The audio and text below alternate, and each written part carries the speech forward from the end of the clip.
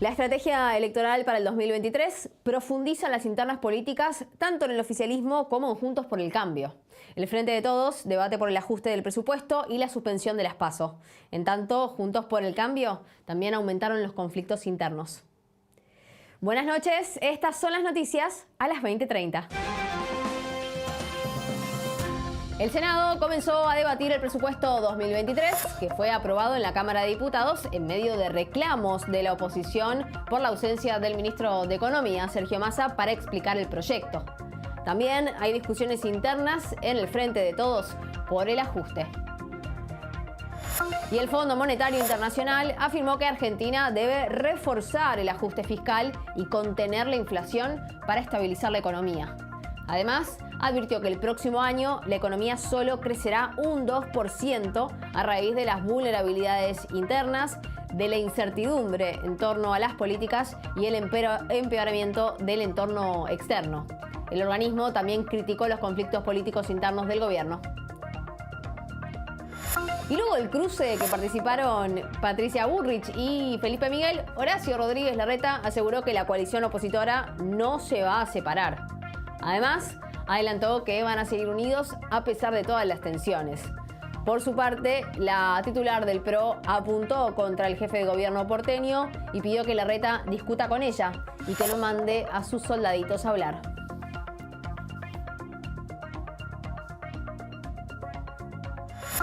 Continúan las protestas de militantes bolsonaristas y camioneros en las rutas de Brasil. Hay aproximadamente 150 carreteras que están bloqueadas en 15 estados y la policía trabaja para dispersarlos. También hay manifestaciones en cuarteles para pedir la intervención del ejército para que evite la asunción de Lula da Silva en medio de las denuncias de fraude. En tanto, el gobierno de Jair Bolsonaro inició el proceso de transición. Y Lionel Scaloni llegó hoy al país antes de viajar rumbo a Qatar para disputar la Copa del Mundo y se refirió a la lesión de Giovanni Lo Celso. El entrenador aseguró que la salud del jugador es lo primero y que no van a tomar ningún tipo de riesgo. Además, señaló que va a esperar hasta el último día para anunciar la lista definitiva de los futbolistas que van a viajar al Mundial de Qatar 2022.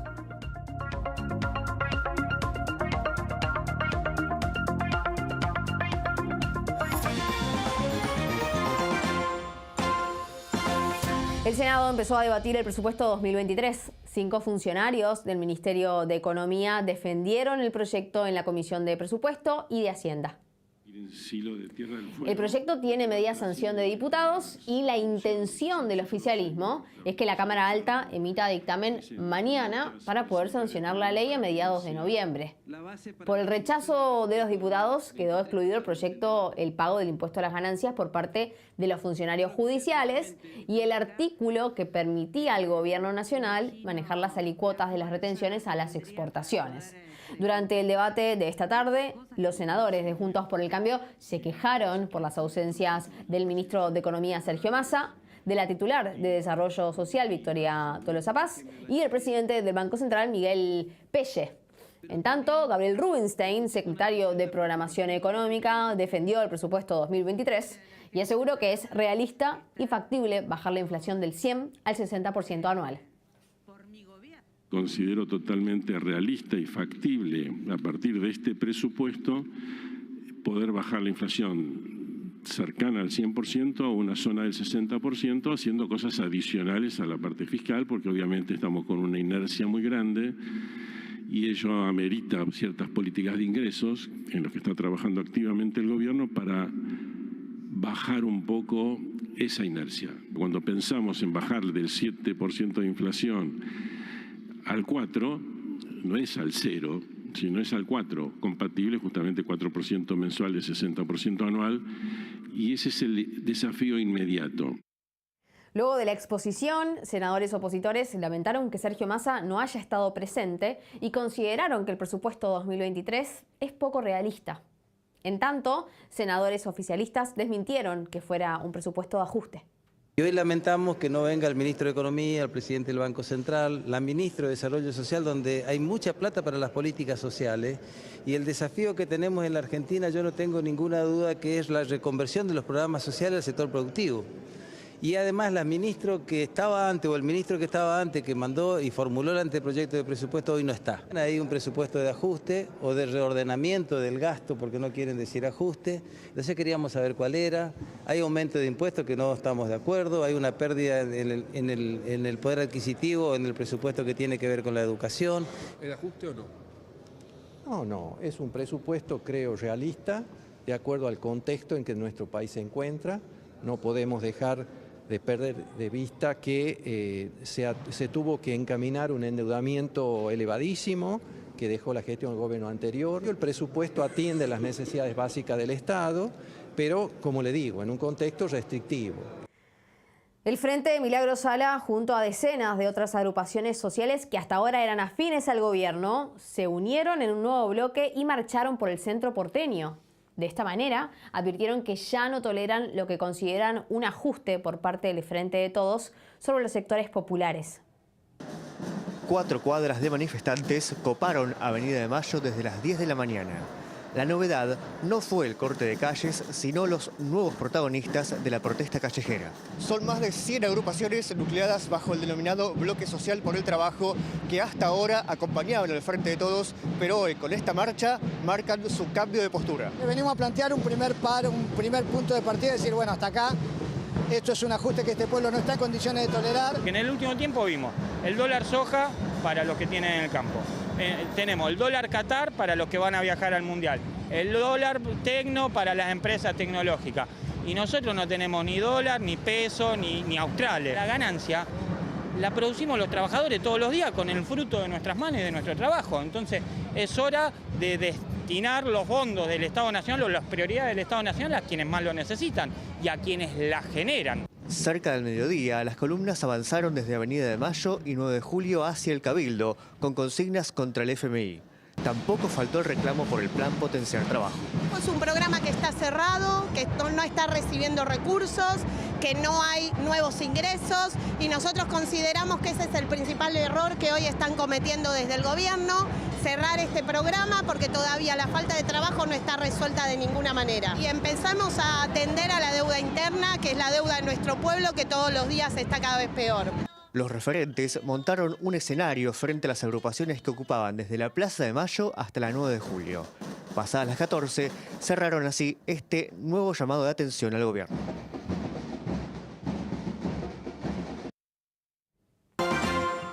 En paralelo, el Fondo Monetario Internacional le pidió a Argentina reforzar el ajuste fiscal y contener la inflación para estabilizar la economía. El FMI redujo las previsiones de crecimiento para América Latina y el Caribe a raíz de la pandemia de COVID-19, de la guerra en Ucrania y el endurecimiento de las condiciones financieras. En el caso de Argentina, lo que prevé es que este año la actividad va a aumentar un 4% y se va a reducir al 2% en el 2023. El organismo afirmó que las perspectivas se están agravando debido a las vulnerabilidades internas, a la incertidumbre en torno a las políticas y al empeoramiento del entorno externo. Frente a este escenario, el FMI aseguró que será fundamental adoptar medidas más restrictivas en el marco del programa acordado por la deuda. Por otra parte, el Gobierno Nacional aún no resolvió si avanzará con la implementación del bono para los trabajadores. La ministra de Trabajo, Kelly Olmos, se reunió con la mesa directiva de la CGT y afirmó que el beneficio de fin de año es más un planteo de la política que de los gremios. También señaló que, llegado el momento, el anuncio lo va a realizar el presidente Alberto Fernández. Según trascendidos, la CGT dará el visto bueno a un bono no remunerativo a cambio de que el gobierno cancele una deuda que tiene con las obras sociales sindicales por más de 16.000 millones de pesos. Y mientras tanto, el Gobierno Nacional negocia un programa de precios congelados y busca investigar a los márgenes de ganancias de más de 15 compañías. El presidente de la Unión Industrial, Daniel Funes de Rioja, consideró que se está amenazando a los empresarios y expresó su desacuerdo con el nuevo programa de precios. No es el camino el congelar precios ni amenazar empresas, sino trabajar con las empresas y trabajar con todas las sectores de la sociedad para domar esta inflación. Y bajar la inflación de entre todos empieza, obviamente, por equilibrio fiscal, empieza por ver el tema monetario y por trabajar fuerte en un Estado ordenado y un sector privado que pueda desarrollarse sin sobrecarga de burocracia, expandiendo el Mercosur. El Banco Central pondrá en vigencia un tipo de cambio especial para los turistas extranjeros a un valor similar al del dólar MEP que se opera en la bolsa. Esta cotización se va a aplicar en los gastos con tarjetas de crédito y de débito, con el objetivo de desalentar el uso de efectivo y las operaciones en el mercado paralelo. Esta cotización hoy está en torno a los 290 pesos. La resolución de la medida será publicada en el boletín oficial el próximo viernes. Con esta medida, el gobierno planea retener unos 1.100 millones de dólares en lo que queda del año en divisas que hasta ahora se están negociando en el mercado paralelo. Javier Milei anticipó que no dará quórum si el kirchnerismo intenta derogar las PASO. De esta manera, el líder libertario complica los planes del cristianismo y profundiza la discusión interna del Frente de Todos por el plan de la cancelación de las internas abiertas. El diputado sostuvo que es una discusión de la casta y pidió que lo arreglen entre ellos. La negativa de Milei podría sumar a las diputadas Victoria Villarruel y Carolina Píparo, que forman bloque junto a José Luis Espert. En tanto, el sector más albertista del Frente de Todos, con el presidente a la cabeza, sostiene que no es momento de hacer esa reforma. Tampoco apoyan la propuesta el PRO ni la izquierda.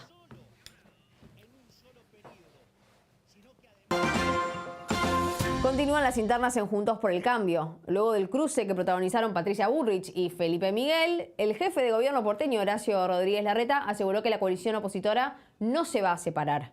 Además, adelantó que van a seguir unidos a pesar de todas las tensiones. Yo estoy convencido que tenemos que defender y sostener la unidad de Juntos por el Cambio siempre, siempre. Y habrá un momento, en todo caso, para las PASO, donde cada uno presentará su posición, donde cada uno diga, mira, yo para bajar el delito propongo esto, yo para bajar el delito tengo esta experiencia, yo en realidad propongo esto otro para generar trabajo, yo propongo esto tercero para bajar la inflación. Esa es la discusión que hay que dar en el momento que hay que darla. Hoy tenemos que estar más juntos que nunca, más juntos que nunca. Yo nunca voy a hacer nada en contra de esa unidad. Por su parte, Patricia Bullrich apuntó contra el jefe de gobierno porteño. La titular del PRO pidió que Larreta discuta con ella y que no mande a sus soldaditos a hablar. Además, afirmó que no la van a correr de la candidatura. Si yo debato con Horacio Rodríguez Larreta, no es lógico que luego aparezcan segundas o terceras líneas como el chico este, que ya no me acuerdo de mi nombre. Lo que yo siento es que el PRO tiene que ser un partido transparente, en el que se usen los recursos de manera leal, en que no haya permanentes operaciones de prensa. Si hay un debate, que Larreta discuta conmigo, no que me mande soldaditos a hablar. En tanto, la líder de la coalición cívica, Elisa Carrió, aseguró que le dan vergüenza ajena las disputas dentro de Juntos por el Cambio. La exdiputada llamó a bajar los decibeles y las agresiones y aseguró que de esta manera no están honrando a la coalición.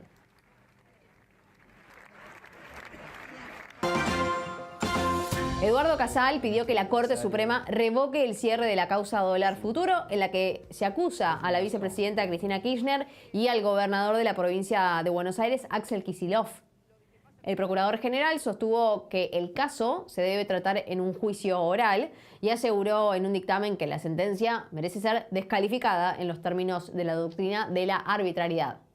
La causa dólar futuro fue la primera de las acusaciones de la ex jefa de Estado, donde ella fue sobreseída. Ahora la decisión queda en manos de la Corte Suprema de la Nación. Liberaron a todos los integrantes de Revolución Federal, el grupo investigado por la incitación a la violencia en la causa que investiga el intento de homicidio a la vicepresidenta Cristina Kirchner. Con la decisión de la justicia quedaron en libertad su líder, Jonathan Morel, y otros 3 miembros de la agrupación. Todos, sin embargo, van a seguir siendo investigados. Los jueces Leopoldo Bruglia, Pablo Bertuzzi y Mariano Llorens consideraron que no hay riesgo de fuga. En tanto, el abogado de la vicepresidenta, José Manuel Ubeira, calificó el fallo de fascista y afirmó que se busca empoderar a los violentos. Además, en una entrevista radial, el líder de la Revolución Federal, Jonathan Morel, reconoció que no tomó dimensión de que sus dichos podían ser tomados como una amenaza. Y bueno, la detención me pareció demasiado cinematográfica. Fue una bomba atómica para acabar con una hormiga. Cuando con una citación yo me acercaba y no había ningún tipo de inconveniente. Eso, si te lo tomo de una forma literal, lo que estaría a mi alcance es acercarme y decirle que la estoy pasando mal, que no me gusta para nada su gobierno, pero jamás sería cometer ningún acto delictivo ni nada por el estilo. Jamás lo hice, jamás me acerqué a Cristina. Lo hablé en un Twitter Space, quizás no tomando dimensión de lo que estaba diciendo, ¿no? O sea, esa es la realidad también. En un hilo de tweets, el presidente Alberto Fernández rechazó la decisión de la Cámara Federal de liberar a los integrantes de Revolución Federal. En el primero de sus tweets, criticó a los jueces que tomaron la determinación y afirmó que ocupan sus cargos de forma contraria a la Constitución. Se refería justamente a Leopoldo Bruglia y a Pablo Bertuzzi, dos jueces que llegaron al cargo durante el gobierno de Mauricio Macri y cuyo nombramiento no es reconocido por el kirchnerismo porque el pliego no fue al Senado para su análisis. Además, afirmó que los jueces no buscan la verdad y que están empecinados en tapar lo obvio, que es una banda criminal y que el financiamiento oscuro atentó contra la vida de la vicepresidenta.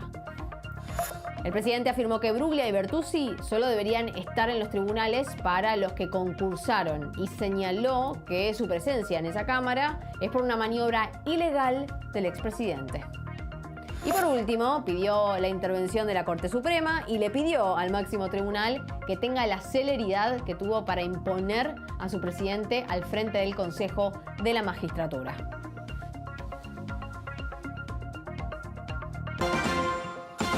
Después de la pausa, continúan las protestas con cortes de ruta en Brasil. Miles de manifestantes rechazan la elección de Lula da Silva y reclaman la intervención del ejército.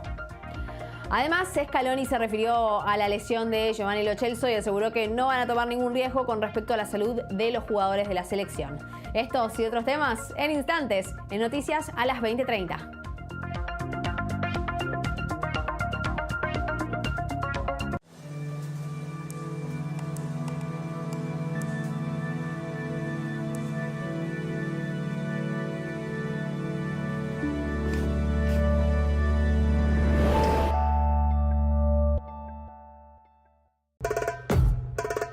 Este es un fin de año distinto y lo estamos esperando hace mucho.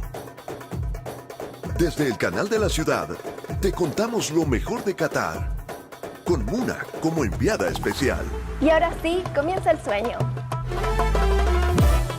Vamos a conocer todos los rincones del país organizador del Mundial 2022. Juntos recorreremos las calles, conoceremos la cultura y veremos todo el color del país del Mundial a través de la pantalla del canal de la ciudad.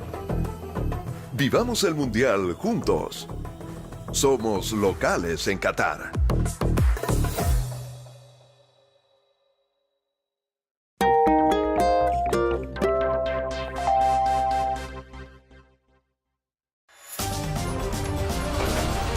Cada noche te proponemos repasar lo más importante del día. Arranca una semana política con todo, ¿no? Intensa. Los discursos extremistas y violentos han proliferado en todo el mundo. Es de pura justicia un bono para compensar a quienes realmente están muy afuera de todo. Somos todos iguales ante la ley, excepto los miembros del Poder Judicial. No estamos cuestionando el pagar el tributo. La vocación nuestra es de dialogar. En la ley de presupuesto 2023 hay 55 artículos que debieran tramitarse por leyes separadas. Esto lo hace el gobierno a través del presupuesto. Te incorpora un artículo que incomoda o que puede ser beneficioso para un sector o para otro de acuerdo a lo que quiera negociar posteriormente. Hoy nos toca con Daniel Santa Cruz. De lunes a viernes a las 21. Por el canal de la ciudad. Ayer leí que se cumplió... Te morís. 25 años de Gracias Totales. Gracias. ¿Qué me va a pasar? Totales. La mitad de la vida me va a pasar. Una película que las nuevas generaciones, la gente joven, va a poder ver representada una parte de nuestra historia, una parte tan importante de nuestra historia. Y todavía con toda la emoción de lo que pasó en Venecia y en San Sebastián, una noche mágica. Sí, increíbles, las dos. La primera en Venecia fue de altísimo impacto porque no estábamos preparados. Ahora ustedes, los periodistas deportivos, se van a poner en caretas y decir que hay que seguir un reglamento. Está corriendo con muchísima fuerza Nacho para el próximo campeonato, torneo de 30. Vamos, vengan, que esto es una fiesta, chicos. No me hagas jugar una carrera de acá a Rosario comiendo sándwiches de lomo. A ver quién gana, ¿eh? ¡Qué espectáculo! ¡Qué espectáculo! Muy bien. Hoy nos toca con Nacho Goano. De lunes a viernes a las 10. Por el canal de la ciudad.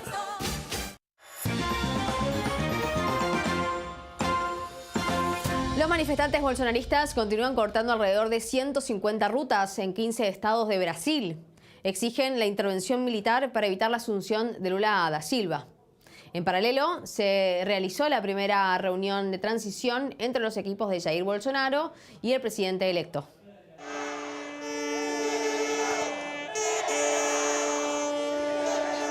Los seguidores del actual presidente Jair Bolsonaro se agruparon en las puertas de los cuarteles para pedir la intervención de los militares ante los resultados de las elecciones presidenciales del día domingo. Según ellos, los comicios fueron fraudulentos. Por la mañana, la Policía Federal dispersó más de 600 protestas, según se indicaron en los informes. Los manifestantes no aceptan los resultados de las urnas que dio por ganador al candidato del PT, Lula da Silva, por 2 puntos porcentuales en las elecciones más ajustadas desde el regreso a la democracia en el país en 1985.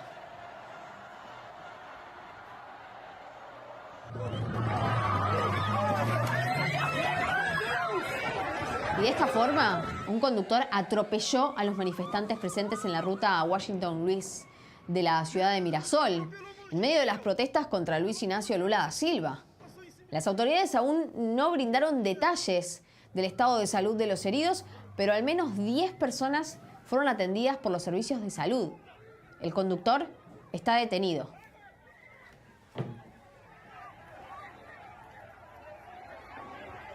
Meu Deus, o cara matou uns 4, 5 aqui, ó. O cara matou uns 4, 5 aqui, ó, passou por... En tanto, el vicepresidente de Brasil, Hamilton Mourão, fue el primer funcionario del gobierno de Bolsonaro en aceptar la derrota de las elecciones del domingo a manos de Lula da Silva. El número 2 de Bolsonaro pidió dejar de llorar y aceptar la derrota sin fraudes por las elecciones del domingo ante Lula da Silva por poco menos de 2 puntos. Además, criticó las protestas y los cortes de ruta y les pidió bajar un cambio. Jair Bolsonaro lo había descartado para buscar la reelección por diferentes diferencias durante la gestión y había elegido como compañero de fórmula a su ex jefe de gabinete. En paralelo, las comitivas de ambos mandatarios tuvieron su primera reunión de transición. Y el presidente Jair Bolsonaro también había reconocido la derrota a manos de Luis Ignacio Lula da Silva en las elecciones del domingo pasado. Según trascendió en medios locales, lo habría hecho en una reunión a puertas cerradas con los 11 jueces del Tribunal Federal Supremo. Uno de los jueces afirmó que el mandatario dijo que la elección se acabó y que ahora hay que mirar para adelante. El ministro de la Casa Civil, Ciro Nogueira, además confirmó que el actual mandatario ya autorizó el inicio de la transición para la entrada del nuevo gobierno.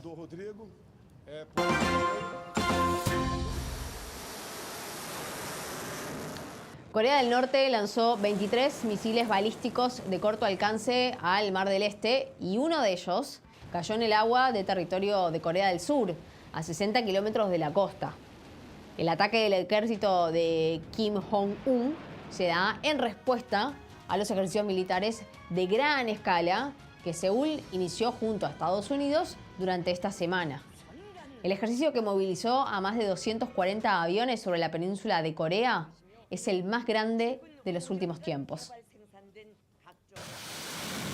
En tanto, el ejército surcoreano lanzó a modo de represalia 3 misiles de precisión a aguas norcoreanas. Desde Seúl consideraron a la ofensiva como una provocación y una violación inaceptable de su territorio. La tensión en la península creció en las últimas semanas ante la posibilidad de que Pyongyang realice su primera prueba nuclear en 5 años. Y Rusia volvió a permitir la exportación de granos desde los puertos de Ucrania. De esta forma, Moscú dio marcha atrás con la decisión de abandonar el trato que permitía la exportación luego de los ataques con drones ucranianos a la flota de barcos rusos en Crimea.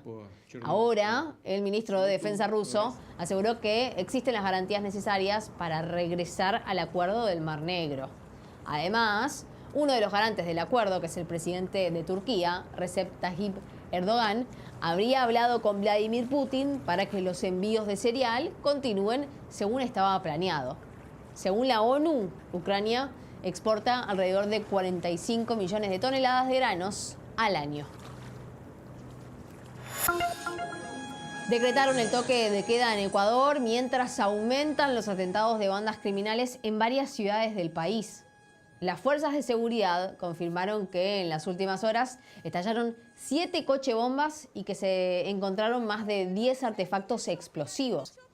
El saldo de la ola de violencia es de al menos 5 policías muertos y 28 detenidos. El conflicto comenzó cuando 2 integrantes de bandas criminales pusieron presos a sus miembros penitenciarios de máxima seguridad. Los atacantes hicieron circular panfletos y videos en los que amenazan con que habrá más consecuencias si se efectivizan los traslados.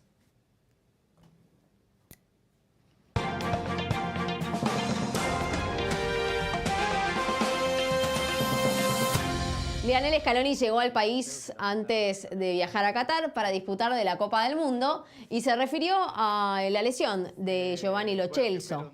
El entrenador aseguró que la salud del jugador es lo primero y que no van a tomar ningún tipo de riesgo. Además, señaló que va a esperar hasta el último día para anunciar la lista definitiva de los futbolistas que van a viajar al Mundial de Qatar 2022. No, lo primero que yo le dije a él y le digo a todo el mundo que la salud del jugador es lo primero. No vamos a tomar ningún riesgo que no sea un riesgo normal, digamos. Todo lo que sea tomar un riesgo innecesario, sobre todo para la salud del jugador, de mi parte no lo voy a hacer. Primero está el equipo, eso no tengo ninguna duda, y después, lógicamente, pensamos en lo individual y son chicos que han estado del primer día con nosotros y eso es indudable que pesa, que lo sentimos, pero al momento de tomar la decisión la tomaremos pensando en el bien del equipo. Se conocieron detalles de la lesión de Cuti Romero y llegaría recuperado al debut de la selección argentina en la Copa del Mundo, previsto para el 22 de noviembre ante Arabia Saudita. El futbolista sufrió una distensión muscular que lo obligó a perderse los últimos 2 partidos del Tottenham. De cabeza, sin tocar.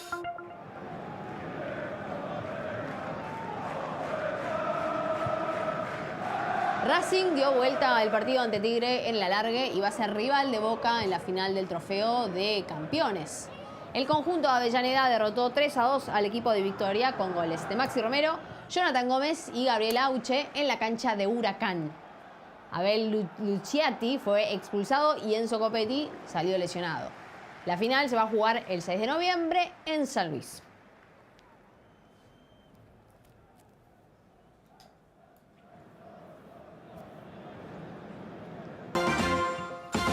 Te contamos toda la información de cómo va a seguir el tiempo en la ciudad de Buenos Aires. En este momento el cielo está despejado y la temperatura es de 17 grados.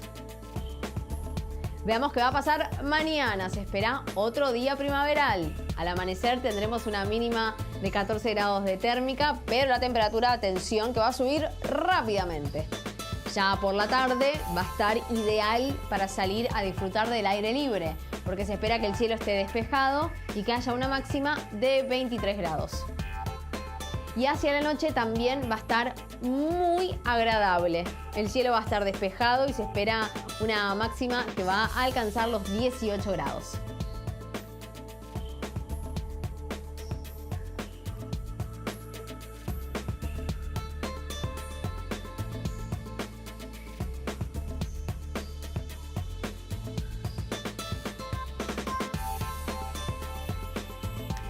Y hasta acá te contamos qué pasó en tu ciudad, en el país y en el mundo. Muchas gracias por acompañarnos. Quédate en el canal de la ciudad que ya llega Hoy Nos Toca la Noche con Daniel Santa Cruz y con todo el análisis que nos dejó la jornada. Y mañana nos reencontramos en más noticias a las 20:30. Chau.